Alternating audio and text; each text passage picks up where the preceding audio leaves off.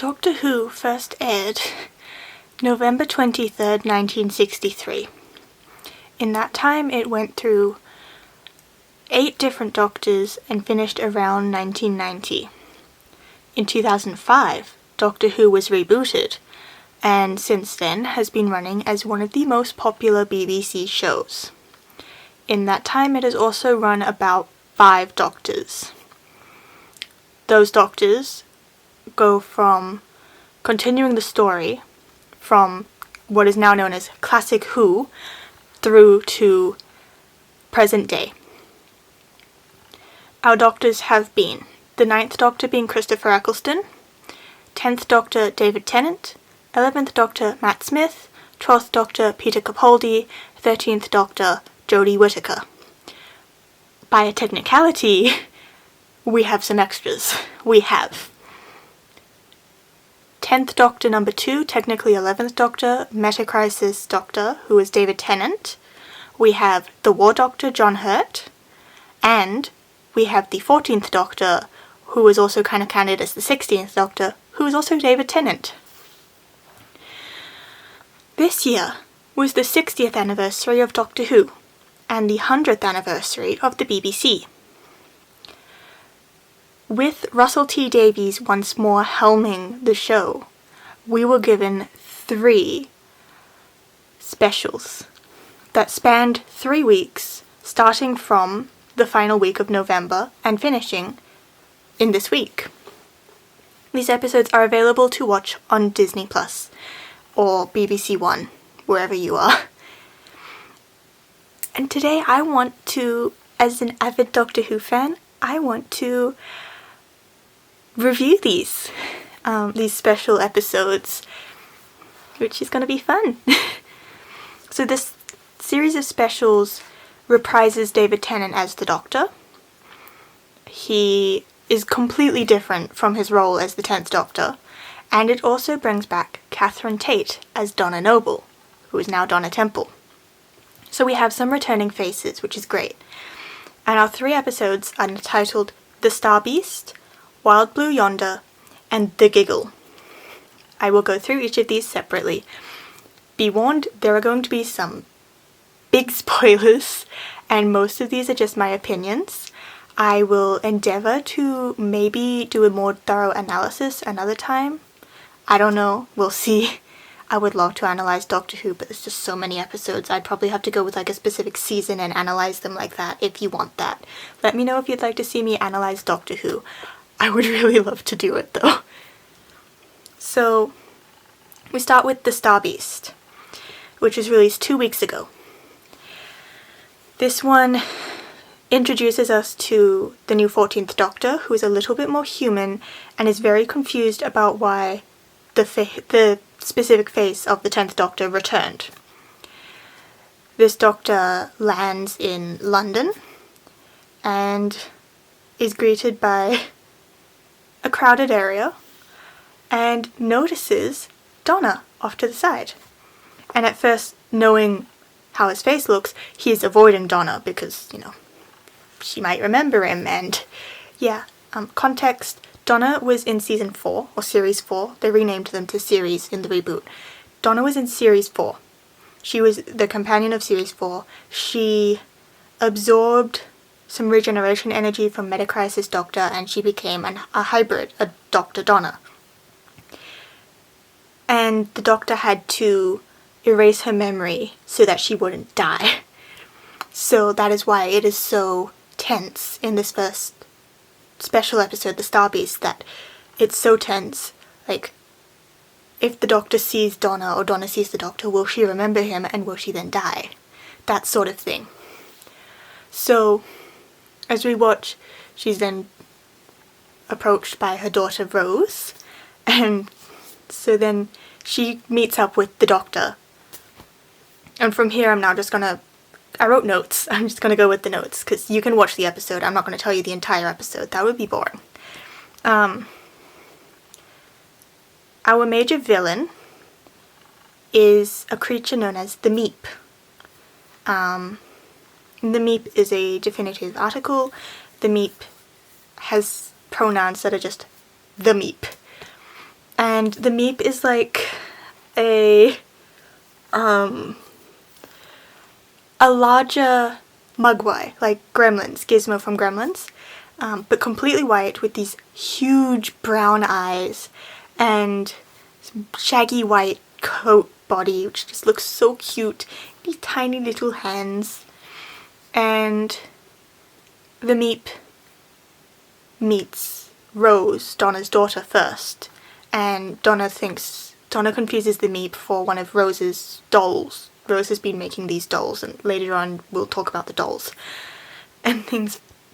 But you're led to believe that the Meep is innocent and cute and adorable. So the Meep mostly just goes Meep, and it's adorable. But as time passes, we get the twist that is the Meep is the bad guy. And the Meep's face goes from cute to hostile. So it works like that. Through this time, the Meep is planning some way to get off Earth and kind of like has this engine that will essentially destroy the Earth's core in order for the ship to fly out. It's in this time that the Doctor is working with Donna, and they've ended up in this room together, and he's realized the only way that they can fix this is if the Doctor Donna returns. Which, you know, is not a good thing. But kind of has to happen, and Donna wants it to happen because her family are out there and she doesn't want them to die. So the Doctor says this spiel of code words, and Dr. Donna returns. And she helps the Doctor to fix everything, and the Meep is defeated and things. But Donna doesn't die, and it's confusing and weird, and the Doctor questions it. When they get back downstairs to where Donna's family are, we realise because Donna's had a kid, half of the Dr. Donna consciousness went into Rose. And so we had it split between two people and shared, and thus the Dr. Donna won't kill Donna, which is great. We also get this subtle acknowledgement of Rose's gender identity, which is also amazing, and I love it, and it's really nice. I'm just so happy that Donna didn't die, because she's probably my favourite. And having the loophole of she can still live because the regeneration energy, Dr. Donna consciousness, was passed on to Rose, was such a great loophole. But you could tell that she was remembering things. She named her kid Rose, which was literally David Tennant and Christopher Eccleston's first companion, Rose Tyler. Rose's dolls that she was making were dolls of the various aliens that Donna had encountered. There was like an Ood doll and things. Donna always had this feeling that she was missing something, forgetting something. The Doctor gave her the winning lottery ticket for her wedding, and she donated it all to charity, which is definitely something that the Doctor would have done. At the end, Rose and Donna decide they're going to share this energy with everyone, and so they just sent it all onto the world, and it's so generous and so sweet, and I really liked it. Because yes, it makes sense that no two people should be able to harness all of this power. So it makes sense. We were given the exciting ending of Donna spilling tea on the TARDIS console and the TARDIS having a breakdown temper and tossing them somewhere, which was really funny and good. And so then through there we were presented with this exciting ending that kind of enthuses you for the next part. And you sit there and you go, oh, now I have to wait a week for the next part. And it's just so reminiscent of growing up watching Doctor Who, where you had to wait a week for the next episode to come out, and you always hated it when there was a cliffhanger and things. Which was really nice. I missed that. And the new TARDIS desktop, the interior of the TARDIS looked amazing. I refer to it as desktop because that's how the Doctors referred to it in the 50th anniversary special, Day of the Doctor. So we're going with desktop. But yeah, that leads us into the next episode, Wild Blue Yonder. And I want to start off, I doubt he'll ever see it, but many, many kudos to Russell T Davies for writing such a wonderfully unsettling episode. It was so good. I study writing, and I love to write and things, and I read a lot. And it's very rare that I find something written so well that it just makes me think about it for weeks on end. So, yeah. A lot of other people have said it. This episode had very heavy Midnight vibes, Midnight being an episode in Series 4 with the Doctor and Donna.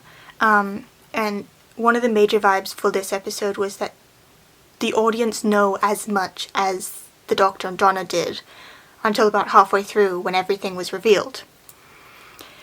So we start off with like, okay, we're on this spaceship, and then we don't know why we're on the spaceship, and there's this random robot, and then, oh, we're at the very edge of the universe. That's concerning and weird.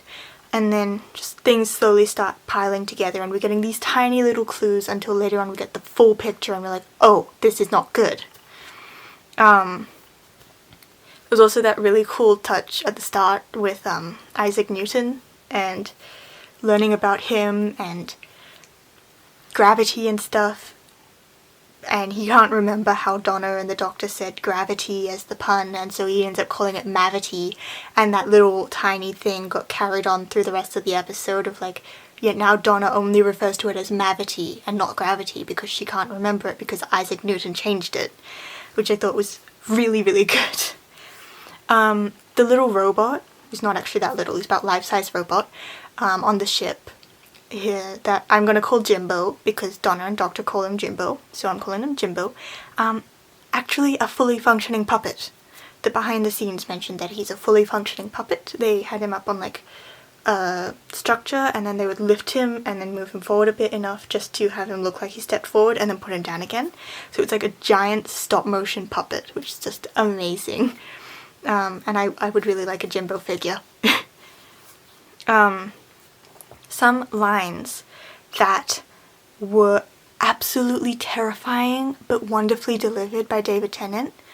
My arms are too long, and things remain when they're dropped. I don't think that's the exact line, but it's something along those lines of like when he got rid of the tie and dropped it on the floor, and then later on Donna realizes the tie has disappeared, and he's like, oh, things are still there even when they've been dropped, sort of thing. And it's like, oh, and just the emotionless way that Tennant delivered this as not Doctor was just amazing. It really did instill that fear into you of going, oh, but I thought you were real, sort of thing. So that was very, very good. Another really chilling part was when the Doctor was talking to Donna and he thought that it was the real Donna, so he got really vulnerable with her, and she mentioned the stuff that happened in the flux and all this Doctor not knowing who he is anymore and things, only for him to then realise this isn't Donna, this is the not Donna, and the not Donna starts laughing at him, and it's just chilling and horrifying, and it so breaks the trust because the Doctor has so much trust in Donna, only to realise this isn't Donna that he's just poured his soul out to. So that was really chilling and very good acting by Catherine Tate. Just high praise to Catherine Tate and David Tennant because they performed so well. They performed as two different types of characters. And basically it was just them in this one episode. And so they just played off each other, and it was so good because it kept that manner of like, you, the audience, do not know what is real and what isn't because you are in the same boat as the Doctor and Donna. And in this one, the Doctor didn't have a sonic screwdriver either, so you're just like, the Doctor can't scan anything to find out if it's okay or safe. So the Doctor just has to rely on gut instinct, and sometimes the Doctor's gut instinct isn't good. So, yeah. And then we had, like, the ending before the ship blew up, and the Doctor bringing Donna into the TARDIS and then realising it's not Donna because her arms were like 0.06 millimeters too long, and so then just ejecting Donna and going back and just doing like the hand thing to get our Donna back.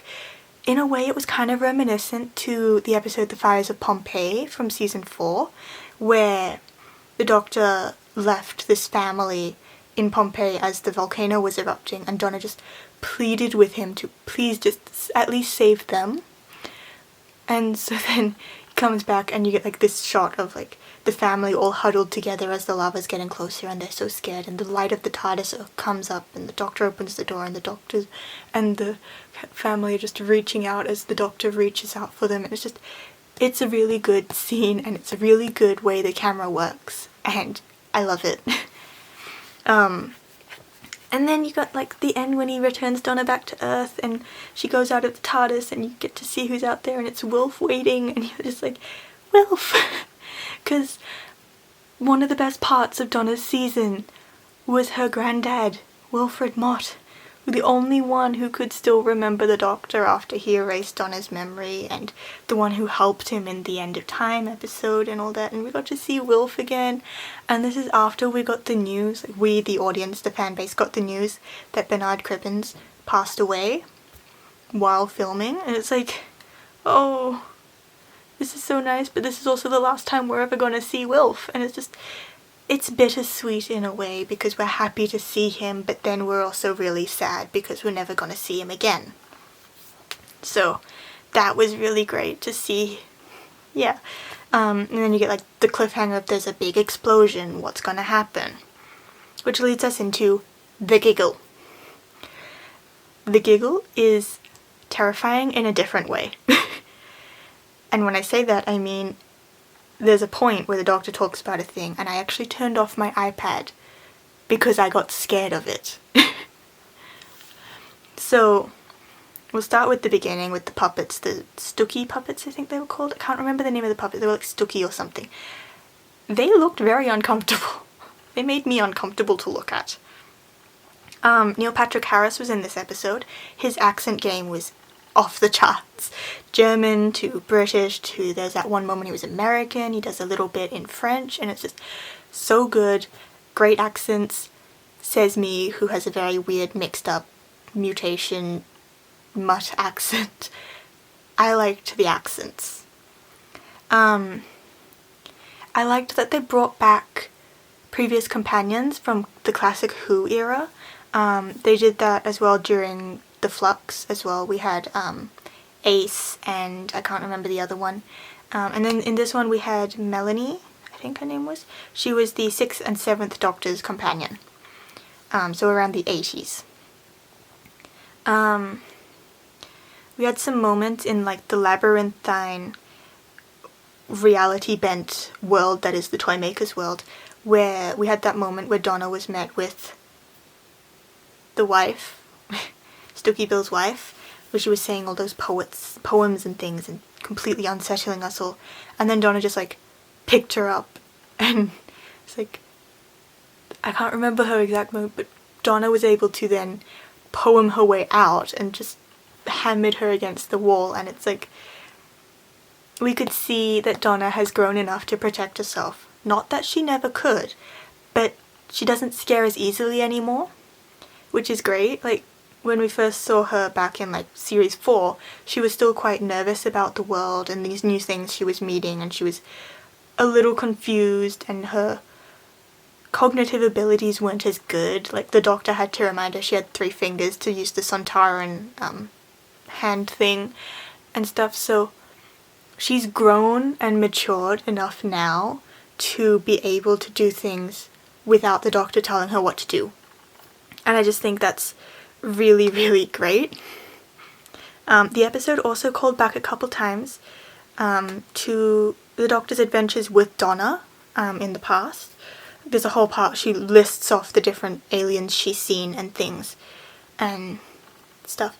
But then there's also just the whole concept of he runs off with her to go on an adventure and things.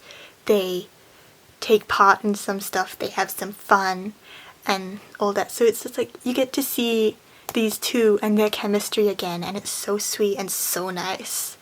The Toymaker himself is a great villain. I loved that the Toymaker's rules of existence were basically just live by the rules of games that the Toymakers invented, which is part of his existence but is also a really, really bad thing, because like now you tell him, I challenge you to a game, and the Toymaker has to play the game. So it was very interesting. I really liked it. I liked the reality bending concept of it. I really like reality bending stuff. It's really fun. So the Toymaker was really, really cool in that sense. And the way that the Toymaker could just change accent on the fly was really, really cool.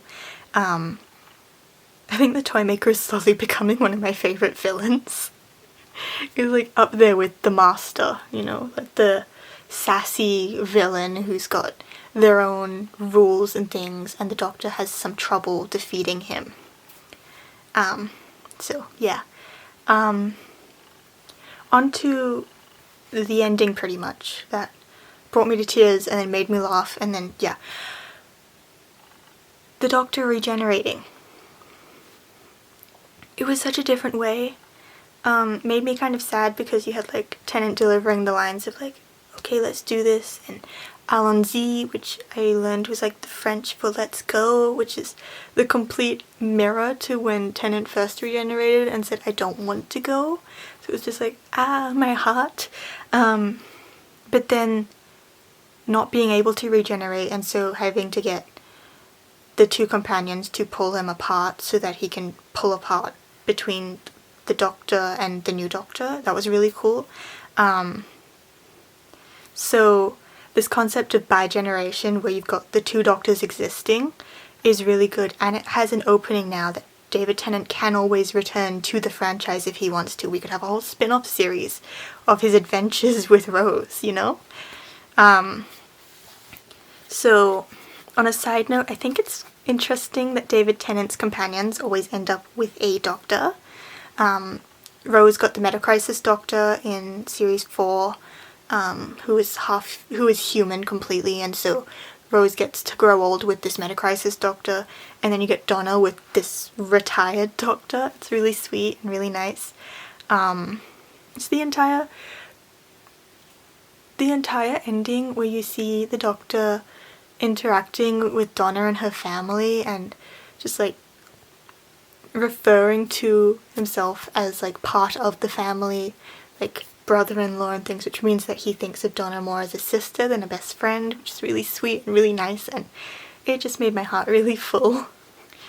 I loved that we acknowledged how tired the Doctor is. In this reboot alone, the Doctor has lost so many and so much and has never given themselves time to process it. It's always straight on to the next person, on to the next person, on to the next person. The Doctor said goodbye to Rose, it was immediately thrown Donna. And then Martha said goodbye to the Doctor, and he was okay with that, and he's like, okay, where do I go next? And suddenly the Titanic crashes into the TARDIS, you know? He says goodbye to Donna, spends some time travelling alone, but you can see there's still that sadness because he's not processing it. And then you get the 11th Doctor loses Amy and Rory and spends a little bit of time alone, but is still following after this Clara Oswald person and chasing her and things. And then he loses Clara and he's upset, but then he goes on to work at like a college and he meets this new character and things. He's just always losing people. Usually they die. And it's just so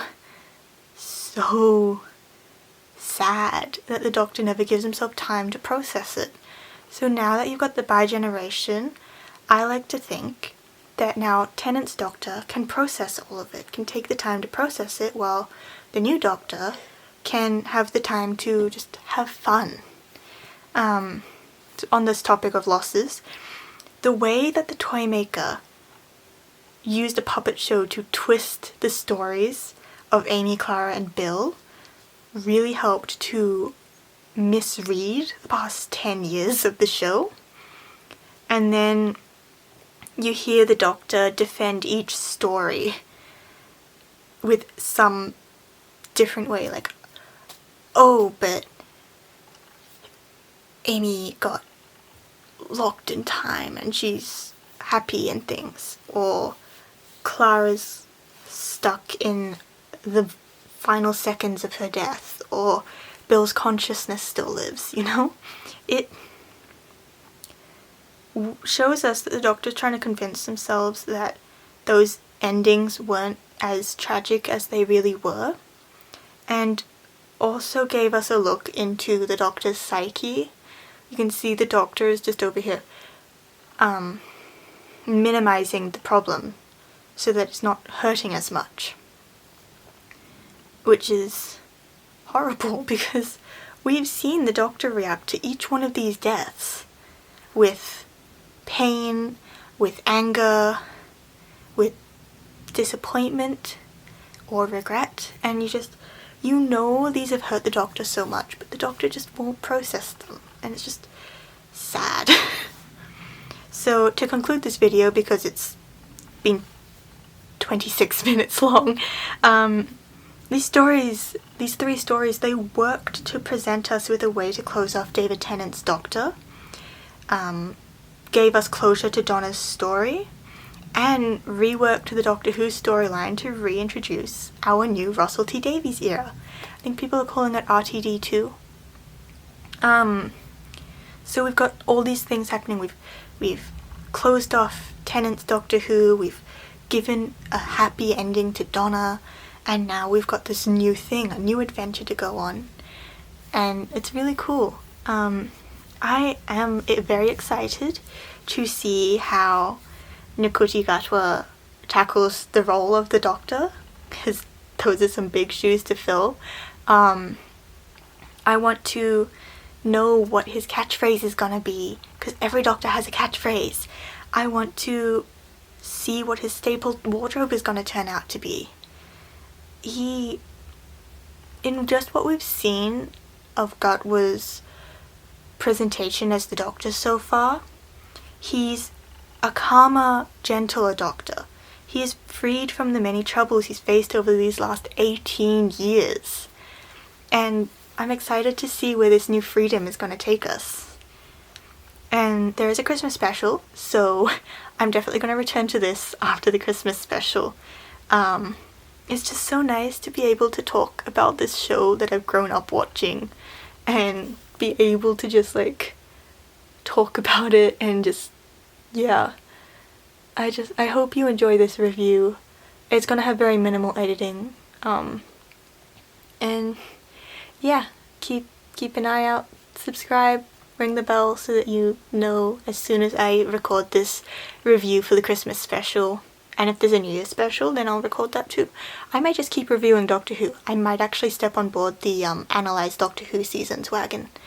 My sister and I are just finishing up the Matt Smith era of Doctor Who in terms of rewatching it. So, yeah. And then we'll get started on Peter Capaldi, because my sister's never watched the Peter Capaldi era. It's gonna be fun. She also watched about half of Matt Smith's era, so it's fun to watch her react to these things. And I know what happens, and then she doesn't, and she has these amazing reactions to these things, and it's just so nice to hear what she's saying and what she thinks of the episodes and things. Yeah. See you next week. Hopefully with the conclusion to The Wishing Dress. If not that, I don't know, maybe a review of the best books I've read this year or something. I don't know. We'll see. See you next week. Bye.